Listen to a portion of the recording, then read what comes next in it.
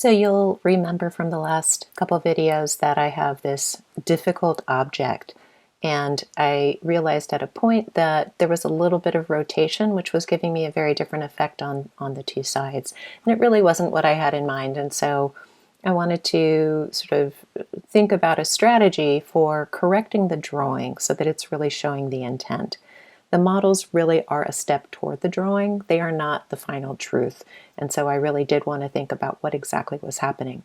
So as I re-examined, I realized that these vertical mullions were not really aligned with each other, and I wanted to correct that. So I actually erased.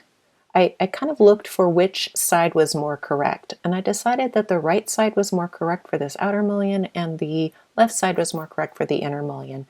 And what I'm going to do is actually erase the other parts and mirror those on an axis so that I have basically repeats. I only have to correct them once, and then I'm going to repeat them on both sides.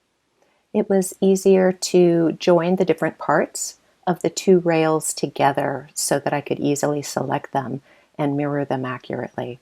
So I just grouped everything together and used the mirror command and a central axis so that I could create the same essential drawing on both sides. Now I just need to go back in and use my extend commands to sort of lengthen certain things.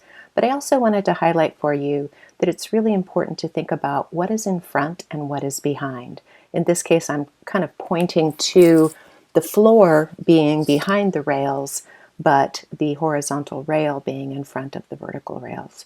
So it's just kind of a matter of really looking back into the drawing and thinking about what should come to the foreground and what is hidden by the things in the foreground.